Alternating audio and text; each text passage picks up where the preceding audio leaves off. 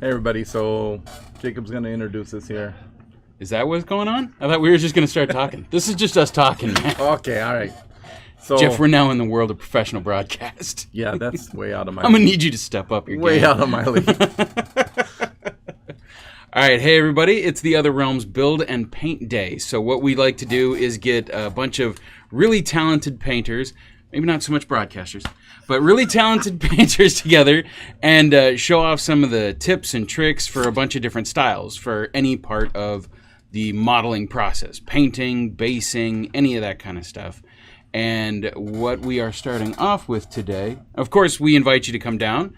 If you are in Honolulu, come on down to Other Realms. You can work on stuff and ask any questions that you might have, or just get whatever models and armies that you're looking to have be pretty on the table. Come on down, make that happen. All right, so what are you doing today, Jeff?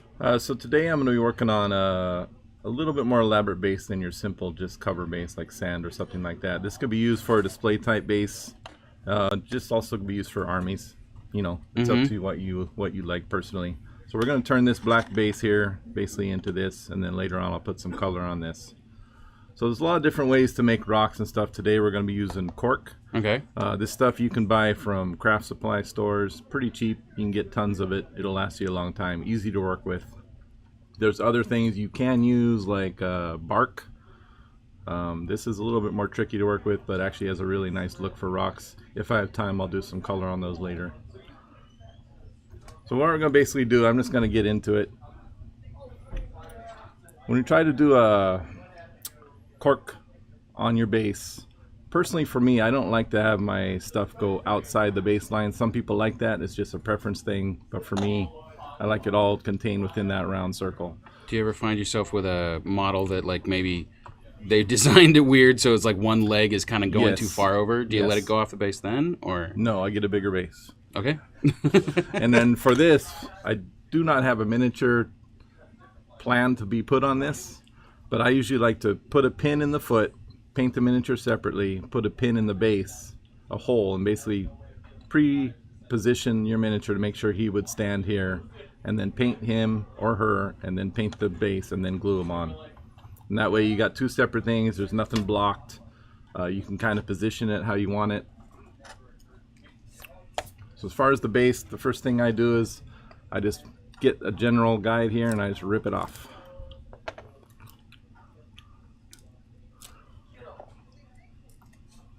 Keep your pieces because we can use those later.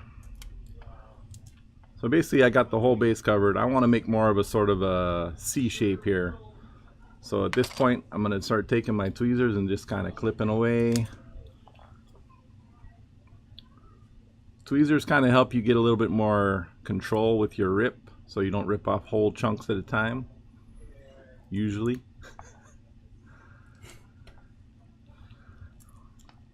You just see me chipping away here. When you start shredding cork, it actually starts to look like rock. You kind of do your test fit here. It's a little bit too far out on this edge.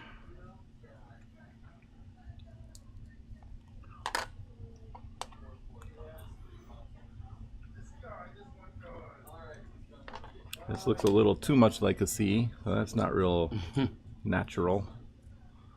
I'm going to take a little bit extra off one corner and make it a little bit more jagged. So remember that later for when we're adding all of the skulls. We want it to look natural. Exactly. Alright. We're getting there.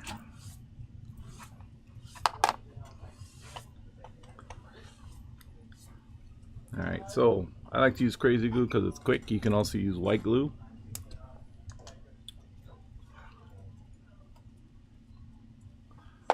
Just remember, because this is quick, you don't have a whole lot of time to figure things out. Good news with cork is you can just tear it apart if you don't like it. So that's pretty much set. So you can't really take it off unless you want to rip it. So we can start shredding it a little bit more now. So like this is coming out. I don't really like that. We're just going to start tearing it.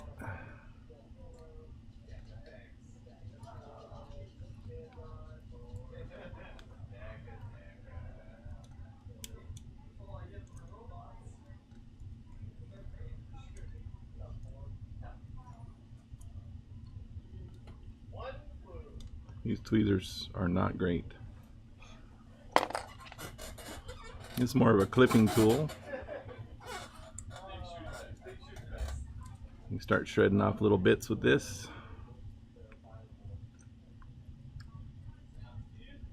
I don't like the way this edge looks. Trying to get a little bit more natural feel, so I start chipping off edges.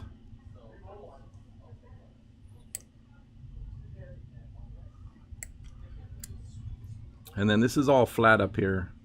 So we're gonna put a few of these on top to kind of give it a little bit of 3-dimension, a little bit of height, but also just like to kind of take out a hole here and there. Make it look a little more rough.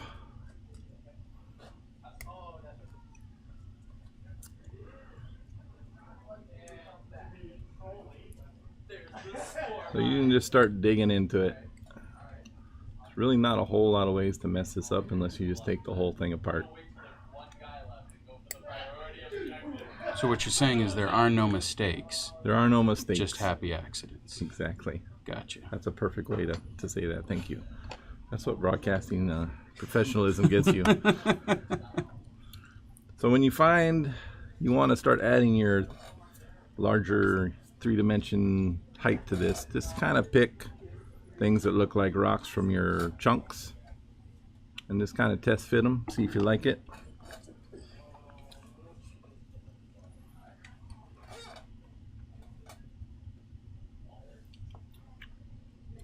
Don't glue your hands.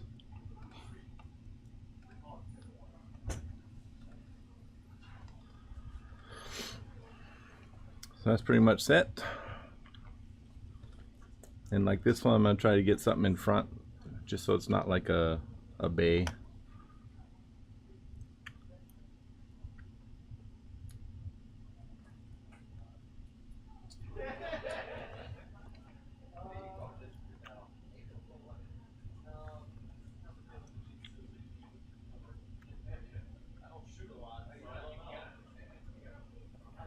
Alright, so that's basically kind of what we got so far. You can see it's pretty quick.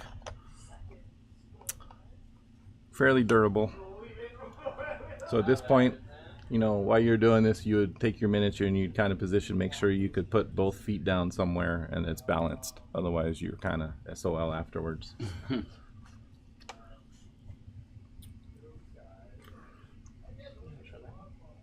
Sure will. Hmm? Kind of the depth of it. To this camera? Yeah. There you go. Do each side. So you got a little bit of height. I'm not a big fan of symmetry, so I try not to make it look symmetrical, if at all possible.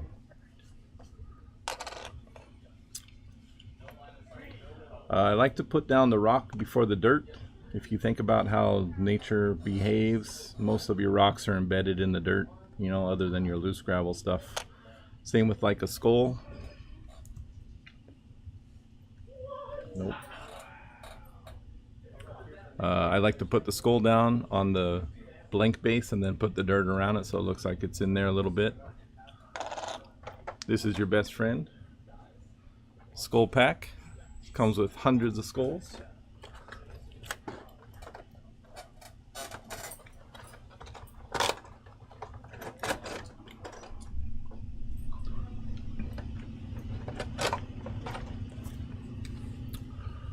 Just pick one you like.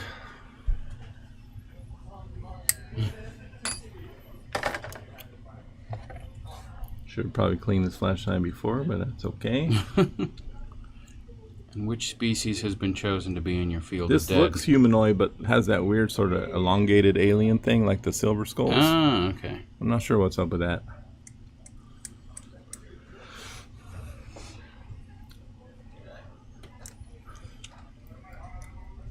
There's a big If they're at gash in fault his for that skull here. I Indiana like Jones that. movie, I'm fine with them being dead. Yeah. I'm going to make this a little more embedded so I don't have to clean it as well. So this one, I'm going to put basically same spot. It's the skill of laziness right there. Exactly. Use your tweezers so your fingers don't get glued on this one, I think. Oh, never mind. He's going to go where he wants.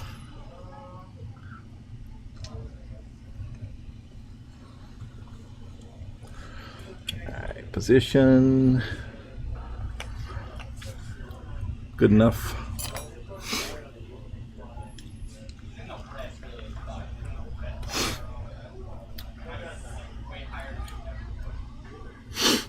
All right.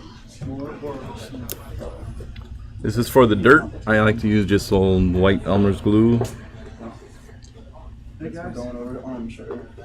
is it doing like just straight up with the glue, or do you dilute it at all? I go straight up. It actually gives a little bit better adherence, so you don't have stuff falling off later. Yeah, not today. We were playing today. Yeah, if you all want to play, we'll check with Charlie and see if we can set you guys up. You just kind of push it into all the areas, make sure you're covering everything.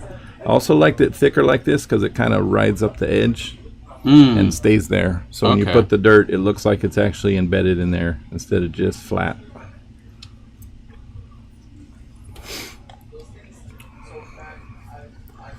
Again, this is tough to make a mistake on. It's just dirt. Now, where you get your dirt is up to you. I went to an actual place like Woodland Scenics and bought a big thing of dirt. I like it because it has a lot of different textures. It's not just one grain. You get some big rocks, little rocks, some sand, some real fine dust. And just to be real basic on things, why go there instead of just like walking out into the forest in the backyard or down to the beach or something, grabbing a fistful of whatever? I find that grabbing dirt from just anywhere, sometimes it's tough to get it to behave because it might be really moist. You got to lay it out in the sun for days to let it get all the moisture out of it.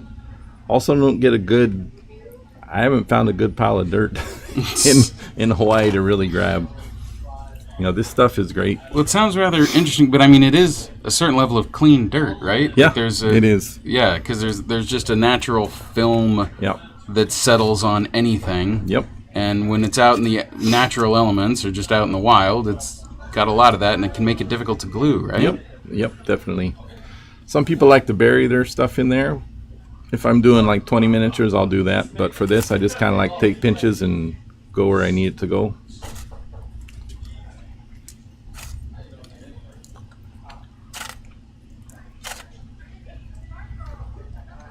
That way I can kind of control how the bigger pieces here. I don't want these larger little rocks here to get stuck on there, so.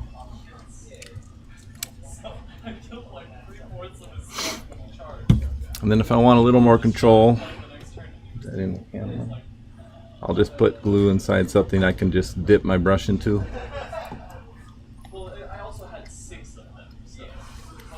And you want to get all the way around the back.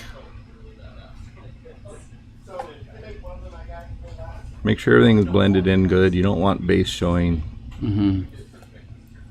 Where rocks sit on top of other rocks, usually there's dirt kind of sitting on top. Just kind of think of how the natural world's kind of set up.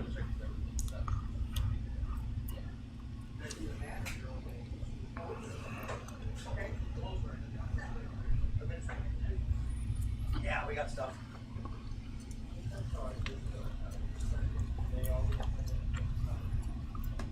It's so foul. It's so foul. I wasn't kidding. So bad. Again, we're just doing a little. I'm trying to grab the finer stuff when I do this because there's not a lot of area to grip. I'm just trying to get a little texture and to blend in where that other cork piece sits on top of the other one.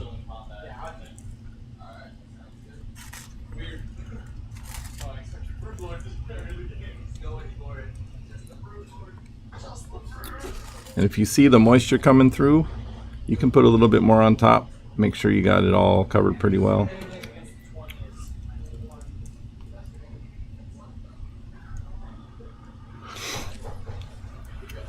All right, I have no idea how long that took, but it seemed fairly quick. And that's pretty much it, you know, for the initial part. And then when I prime it, what I do is I spray it all black. And then I get a brush with some pretty liquidy black paint, and I make sure all the little crannies are gotten, because spraying on cork sometimes you can't get in there deep. Right. Once it's all black, I do a overspray of a white primer, and that keeps Or all real the quick, shading. like once over, or do you let it? You can do it once over and it'll be kind of gray. It's up to you how much you want to bring it up. I Okay. kind of hit twice from the front, side, back, and other side, and then on the top I sprayed over about 4 times real quick. Okay. Not a real set method. For me, I'm just looking at kind of what my overall, how I'm going to paint it. And today I wanted to use like real light washes and kind of see if I can bring up color from those. So it keeps the shading inside in the cracks, but on top you can kind of see it turn nearly white. So from this point, we're going to slap some paint on. For this, I'm using the Vallejo Air because I'm going to use a lot of washes and not actually paint on color. This actually speeds up the process because Vallejo Air is already pretty much thinned down for airbrushes.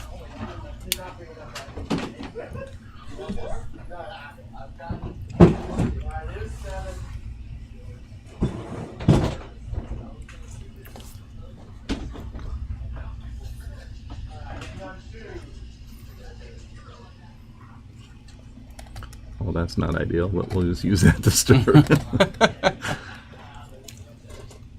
Napkin, please.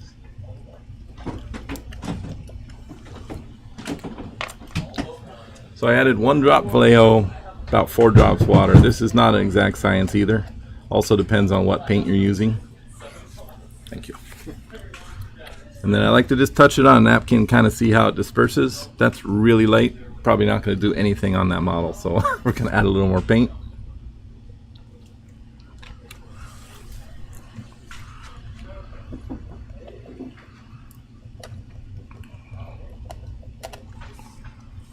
Alright, that's pretty good for my gray.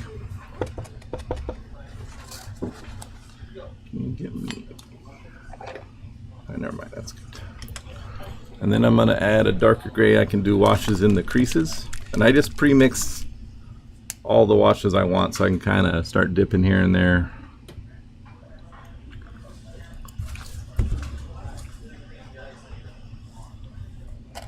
That's a really thick airbrush paint. Is that an airbrush paint? Yes, it is.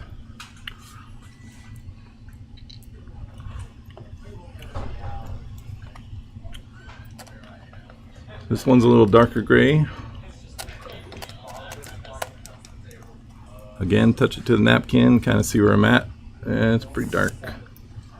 1 more drop water. Again, no real recipe because it all can change depending what you're using. You do want it to kind of flow though. You don't want it to stick on top when you paint. That looks good.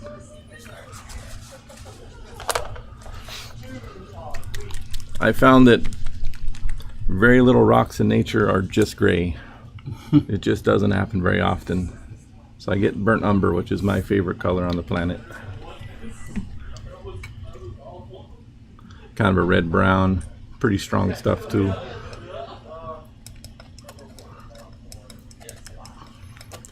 Again, do the touch. That's a nice color. And for my sand, we're going to use sand yellow. So far my colors have been pale blue-gray, dark sea gray. That's for my main color, my rock. Burnt umber to give a little bit of color splash. And then for the sand or dirt, I'm going to use sand yellow first. These haven't been used very much apparently.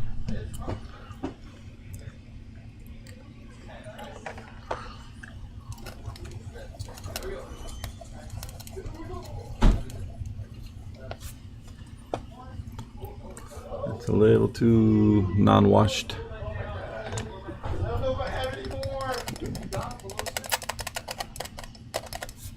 We got 20 minutes? Okay. Alright, and then we're going to do 1 darker sand, dark earth.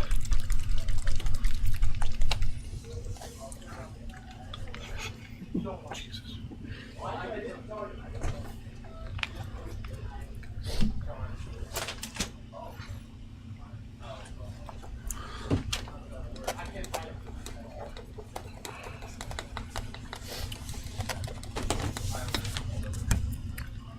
All right. So you can see in the palette, I basically have light gray, dark gray, light sand, dark sand, basically, and then sort of a reddish brown in the middle. And we're just going to start applying this and try to just kind of tint colors. So rock first.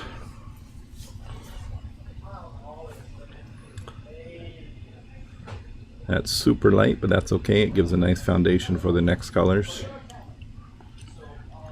And you're trying to get into anything, or is this just a I want the superficial whole kind thing to be kind of covered in this Okay. as far as the rock portions.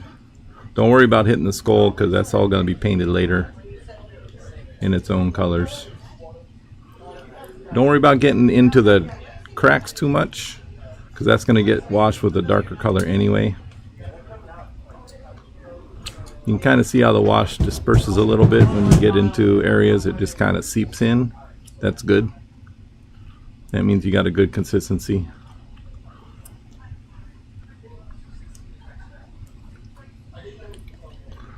You see this isn't a real high technique of you just kind of slop it on.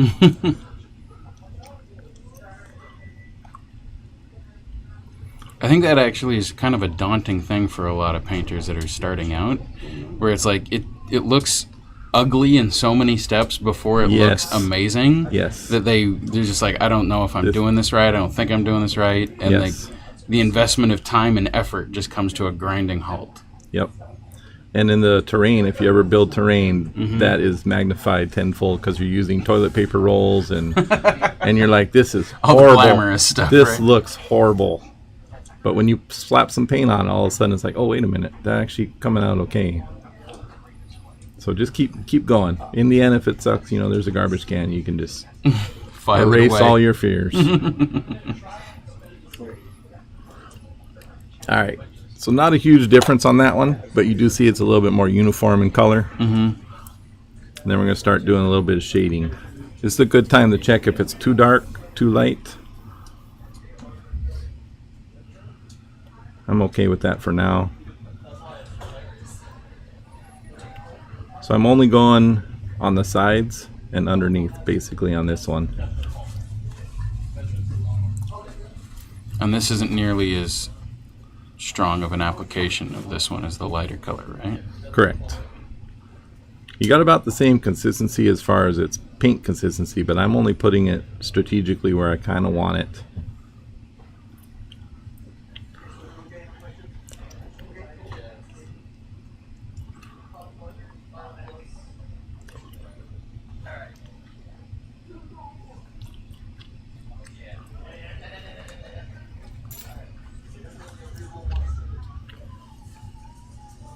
Grab my black paint from the case, please.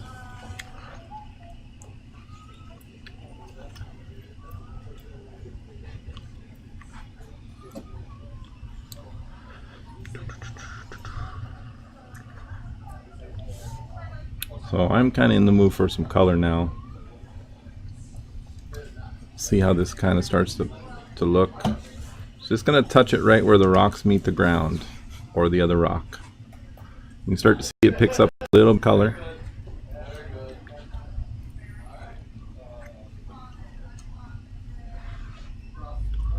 And since you're using washes, it almost starts to wet blend itself.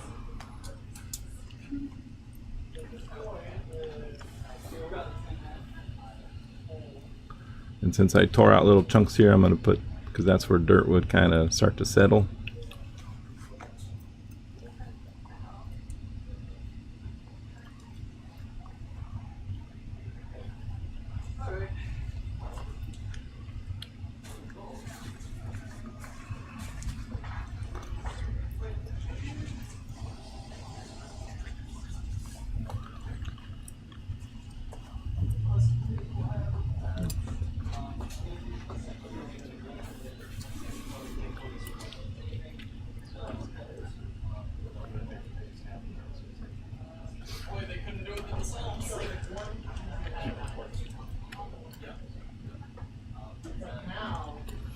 Just trying to define a little bit.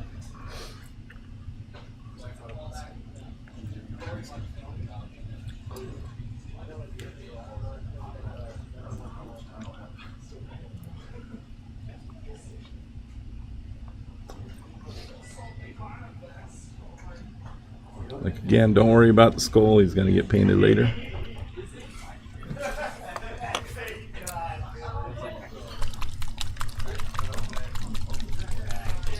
I'm going to add a little black into this gray because it's just a little too light for the next stage.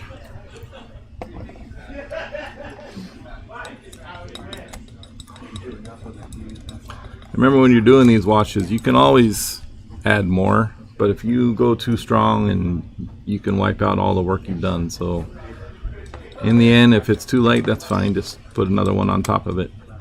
But if you go too dark, then you got to do other steps.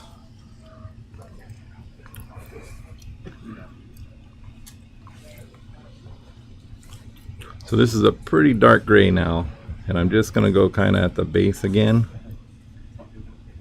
way deep.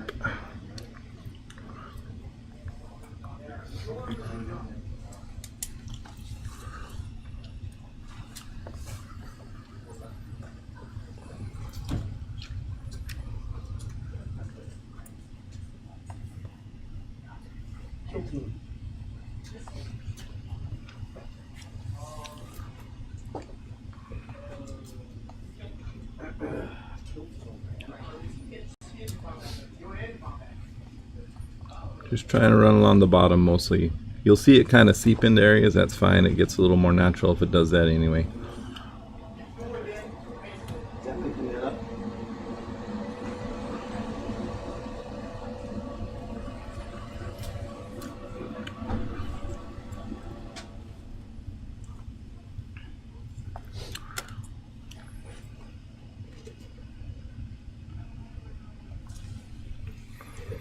And this becomes just that deeper shadow at the bottom of everything, right? Yeah, you're starting to build a little bit of definition, a little bit of depth to it. Try to get that rock to rise up off the ground a little bit instead of just looking all one piece. Mm-hmm.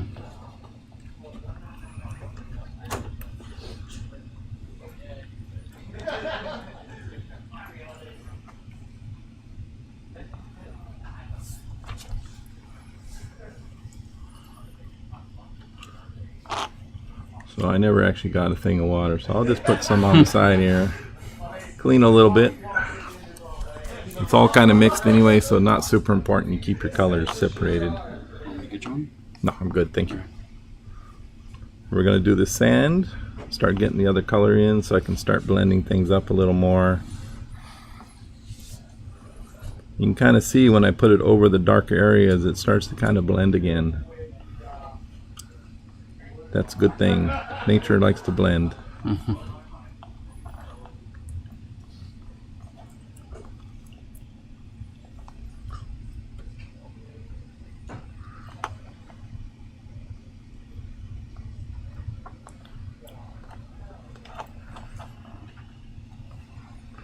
Make sure you get all around the edges. And do you want to do all of this painting like at one time when everything's wet and nicely moves together, or are we like? Is there ever a point where you're like, all right, we need this to dry, and then we can build up? The only point you really want it to dry if you're going to start doing dry brushing, because otherwise you're going to have a catastrophe. Or if you want to start, smear. Yeah, if you want to start adding pigments, probably want it to dry a little bit. But when I'm doing this part, I like it all still to be kind of wet. That way it just kind of all runs together. Makes a nice mud, for a better term. So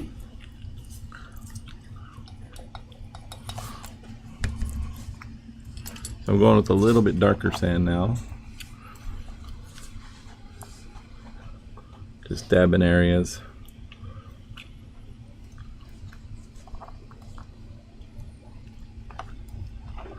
Don't worry about the side of the base because that all gets painted black later.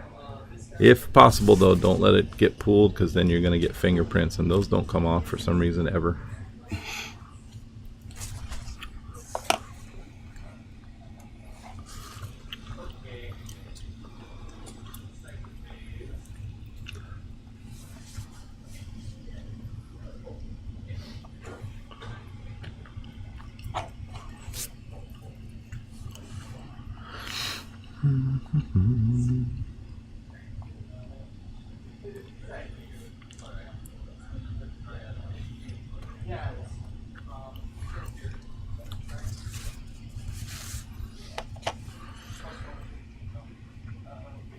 think I'm going to sand the rocks, and then when I do my dry brush, then I'll bring that color back to gray. This is looking too pale to me. So you may have to make little decisions, you know, since I've actually never done this before for this color. What? Thought you were next. Get off our stream, Jeff. This color, Oh, okay. you know, I thought, but it was looking a little too cold for me, and then I wanted a more warmth, so.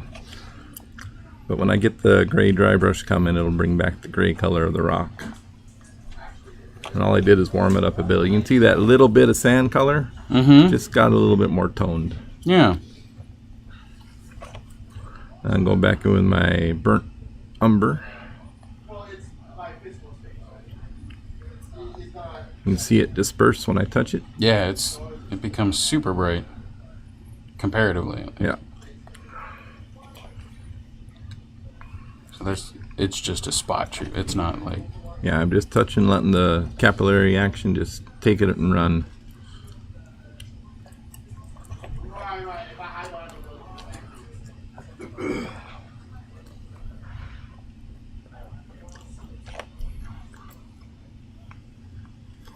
That's really amazing to see that the dispersal and how it still leaves a few of those peaks at the lighter gray tone, Yep. so that that's.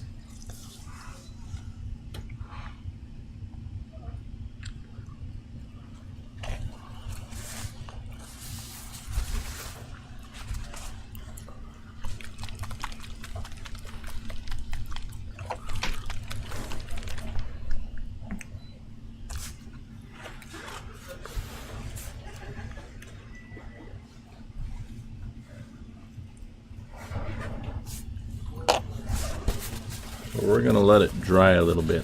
What are we on time right now?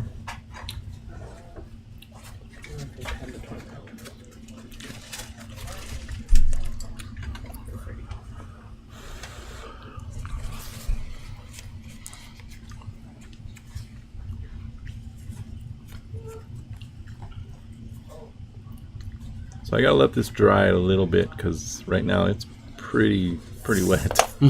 If I try to do any dry brushing, it's gonna go badly. So real quick, we're gonna start looking at this while that dries. It's basically 2 pieces of bark. Nothing fancy. You can get this also at a craft store. I prime Also one. not found in nature. Also not found in nature. Prime one completely black and one black with the white overspray. You can kind of see how the difference is pretty drastic. Yeah. 2 definitely different ways to paint this.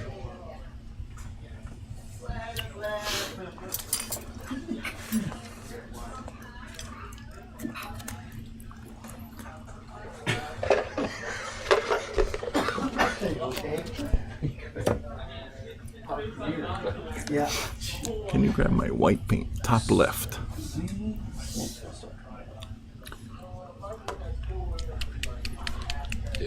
Thank you.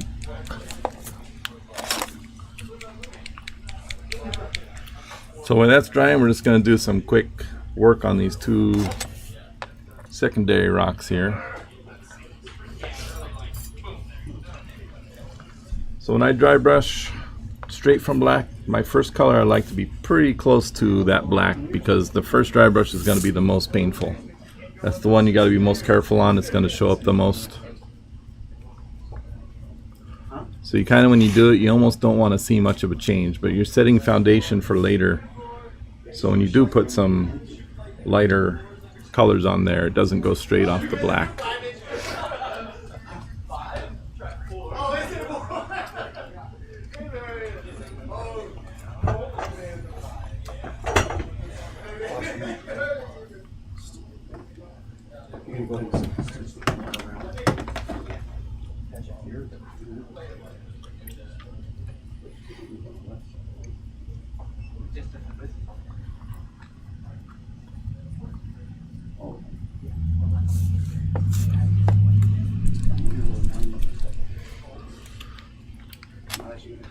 Just because of time constraints, I'm not picking other colors here.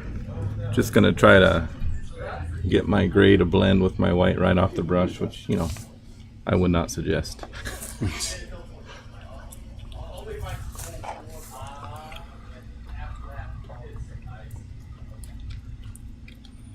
start to see it picking up a bit.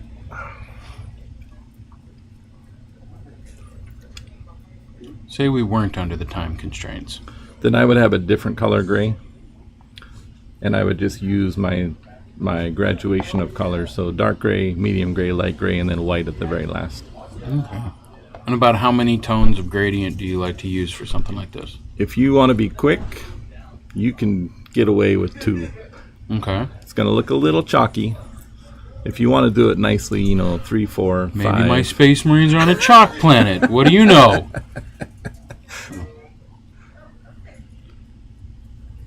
So I'm pretty much added pure white to the tip of my brush, but because gray was already in there, it's turning gray anyway, so that's good.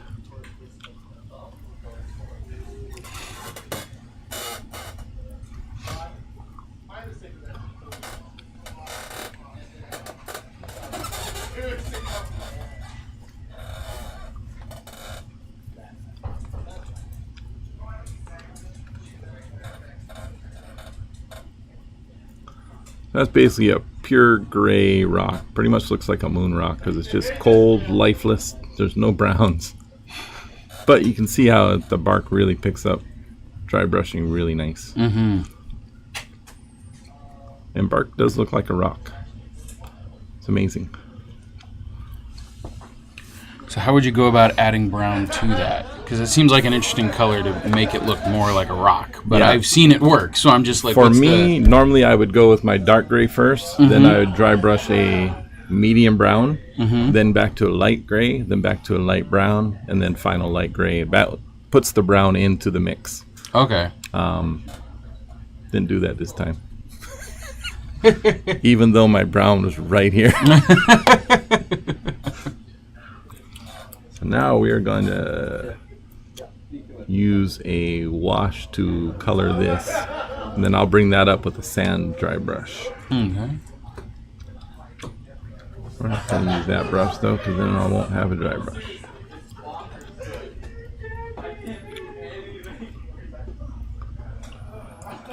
So the good thing about the prime white over the black, you can kind of tint colors really easy. And you can see that it's a little more life-like, more vibrant. I mean, this is a dull rock. It has its place in the world, but you know, it's pretty dull. Probably not in the painting miniature world. No, there's room for everyone. There's room for everyone. We don't Even discriminate. dull rock. It's our new band name, Jeff. Dull rock. Dull Rock. Hey, you know what? Let's try to put a little bit of brown wash on here. See what happens. I swear, if you ruin the artistic vision of Dull Rock. I think I just did. No! It adds a little bit of life, a little bit of dirt. Yeah. And then I would maybe come back with another dry brush to blend that in a little bit. Looks a little bit more like it belongs in the world now. Yeah.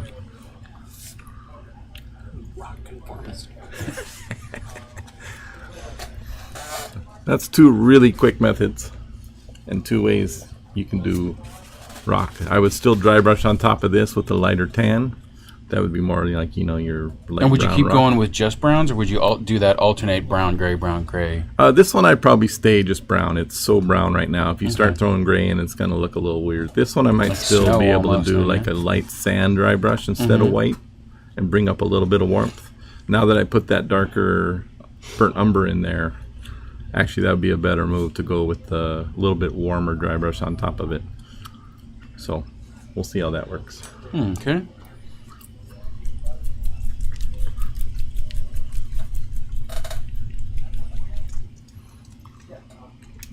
But I guess either of these kind of depends on how you want the model itself to look too. That's sitting on top of it. Like yeah. that could be anything from light source for whether you just go for pure dark tones or a brighter. Yep. Like this feels much. This one feels the darker one feels much more sci-fi, while the lighter one feels more fantasy almost. Yeah. I mean, And you want to go off their colors too. I mean, if you got a really warm miniature, you know, it might be a little bit risky to go with a really cold base. Sometimes it can work. Just for the contrast, Yeah, but just for the sometimes you'd rather contrast. have Sometimes the you want the complement. whole thing to Yeah. be warm.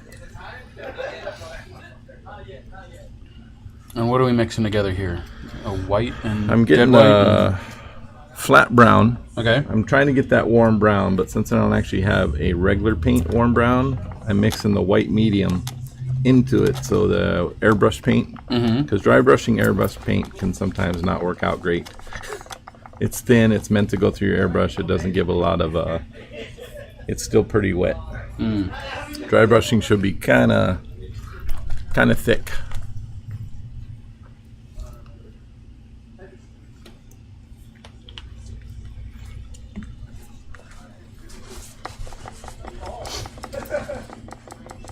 I'm just trying to make a little bit warmer brown here. I'm going to use this brown also for the other base on the sand and stuff to bring up the highlights on that. We'll see how this works. So when you're testing something, best to start light. Just kind of see if you like it. You know, you can change it pretty quick if you don't.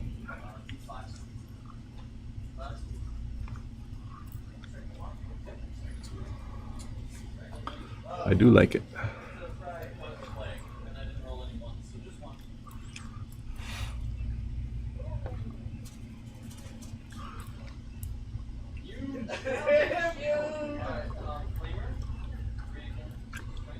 So that's now I'm liking this rock way better now. It's a little more life. Dull Rock, how far you've come. Yep.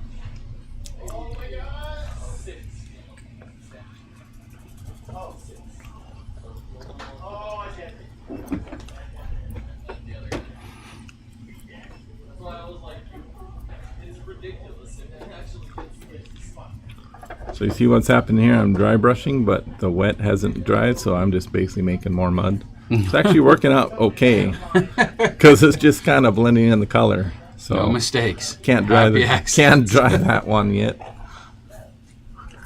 which leads me to believe this probably can't be dry brushed either. But that's looking okayish. We're gonna try.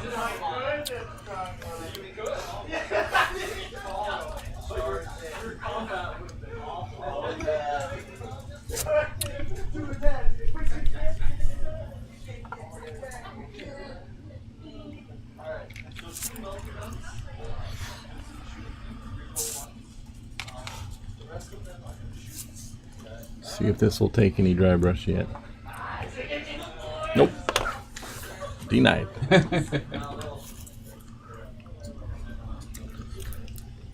You see if Charlie has a pure white from non-Vallejo Air White. Ceramite white from Citadel. Yeah, that'll work. You want that? Yeah.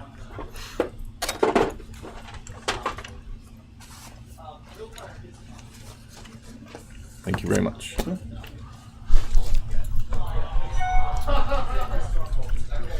So again, that air white was giving me trouble because it was too wet already. I need something that's already set to go.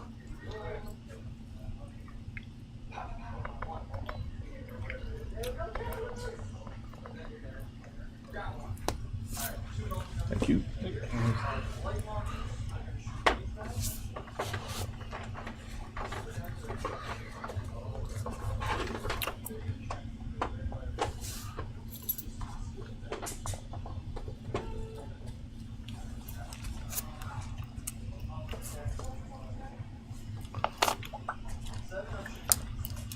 Just realized why I couldn't see.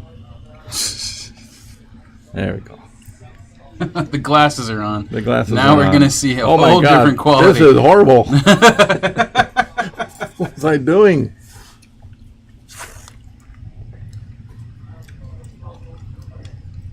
It's picking up some here.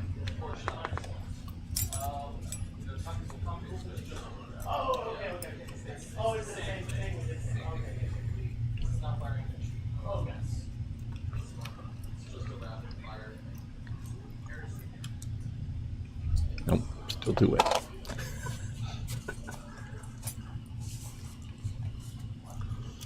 So when you're doing with these real light washes, yeah, you gotta wait a while, or get a hair dryer. Hair dryers work nice. Dry them up quick.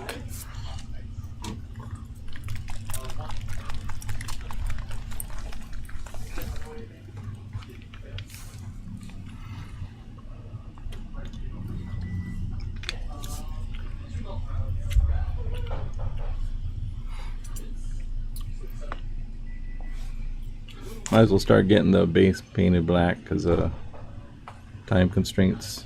You can kind of see the change it'll be just by doing this. It helps a lot. 2 thin coats. That way you don't see the brush stroke so much. It's amazing how much a frame can change a painting, and that's essentially what this is, right? Yep, exactly. Yep. Do you ever do decorative basing sides? Or is this I have straight black is a good one? I like straight black, or I'll do a dark brown for my like 40K armies. Okay. Blends them into the mat a little better.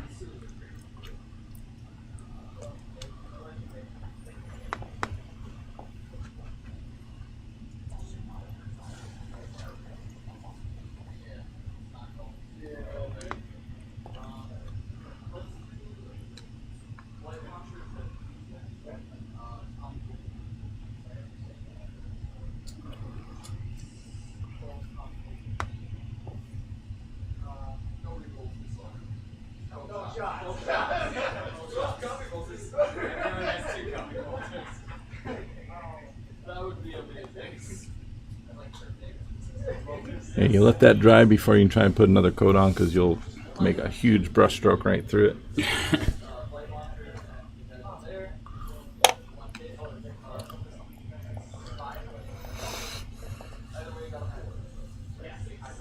What time you got?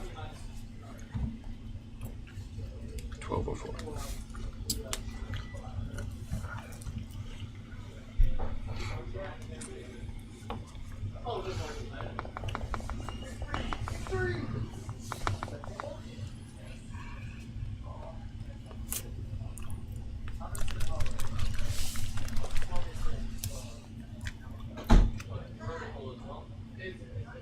Oh, come on. That's not good.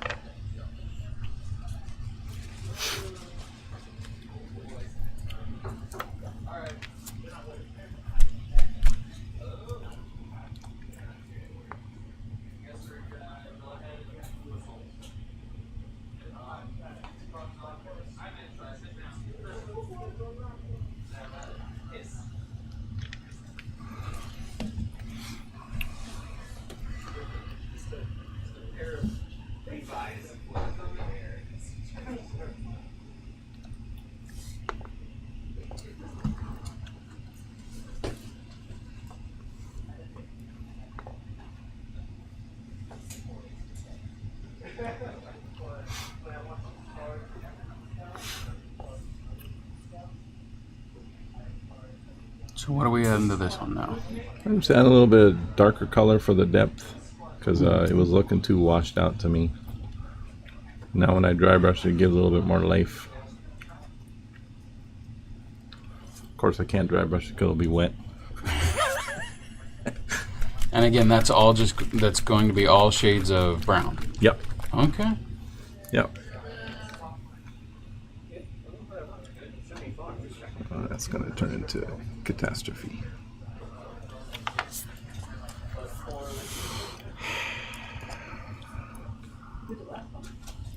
Do not squeeze your Vallejo bottles too hard, because if you happen to have it burst open while you're doing that, it can just half of them come out onto your table, hands, other models. That's the kind of high meta processing and tips that we're looking for. So now I'm putting straight burr number, not really diluted, Mm-hmm. just a dab right into the deepest cracks. And I touched my black rim already, so see the nice fingerprints? Now there's evidence of the crime.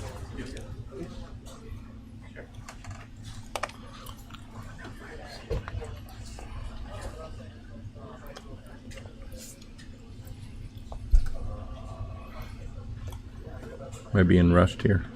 Nope. It's okay if I am. So I'm basically adding the... What's funny is that you think you get to leave. We've got you now, Jeff. This is just happening all the way through.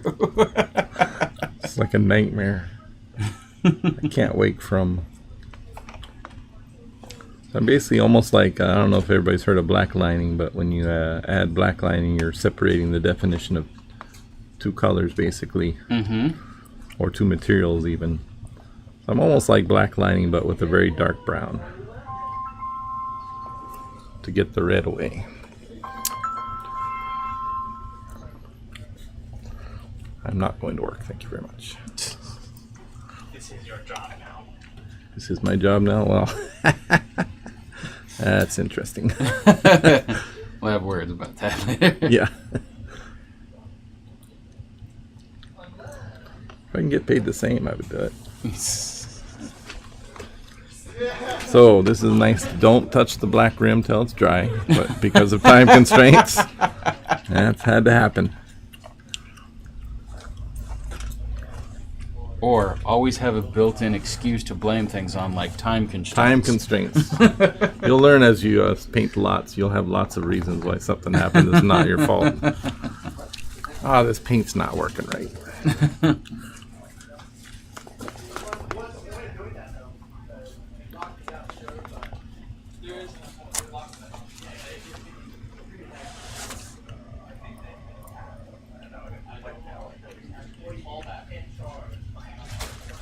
And now this is just the straight white again?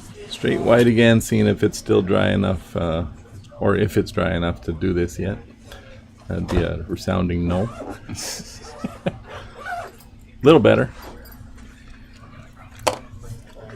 But even with fingerprints on the black, it still looks better.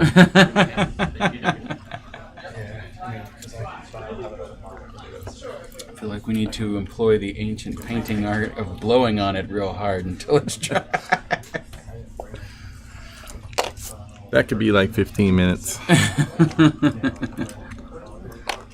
Also, I think you might pass out. Yeah, yeah.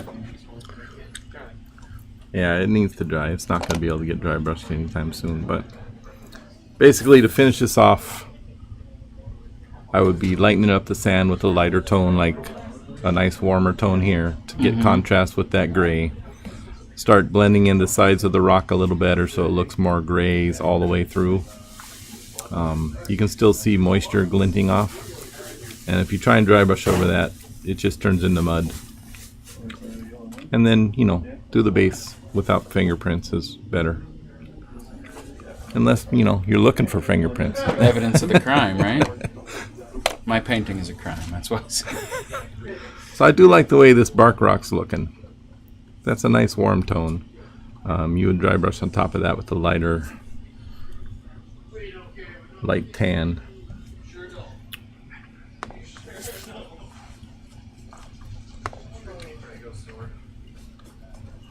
We'll see.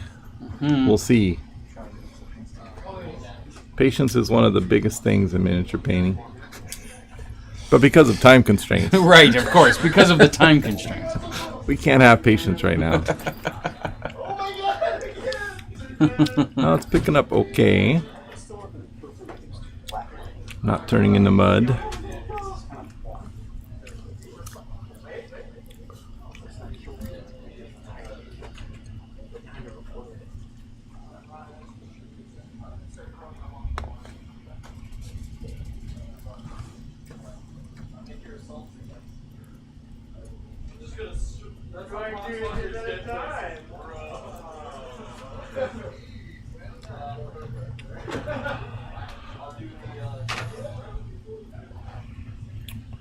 Yeah, bark rock, couple different ways. Straight from black with browns, grays, washes.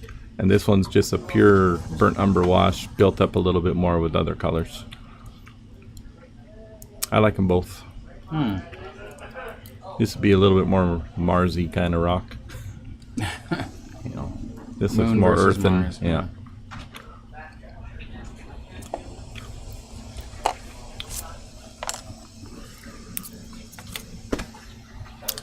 All right. Jacob, ain't gonna have time to do the wash because it's still not. The dry brush because it's still not. It ain't gonna dry. Oh, okay. That's all right. Yeah. We bring the vent from the air gun to dry this on. So what is the final product? What do we got? Kind of looks crappy right now. There you go, folks. All right, good job. that's Come part- on down to the pros. And we'll That's give part you- of miniature painting, man. All right, you want to show that one? See how? So this is without the dry brushing, though, right? Go back. This is without the dry brushing. This is has basically the wash works. some definition washes, some color washes. Back it up a little bit. There you go. Towards it. Yeah, quite a bit of work left. But because I use washes to tint everything, it's still really wet, so dry brushing can't be used at this point.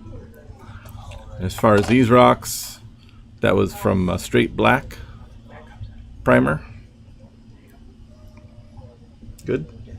Straight black primer, dry brushed up with gray, and then a wash of burnt umber, and then a little bit of tan dry brushing. This is a straight black primer with an overspray of white, and then a burnt umber wash, and then some different tints of brown dry brush on top of that. No grays in that one at all.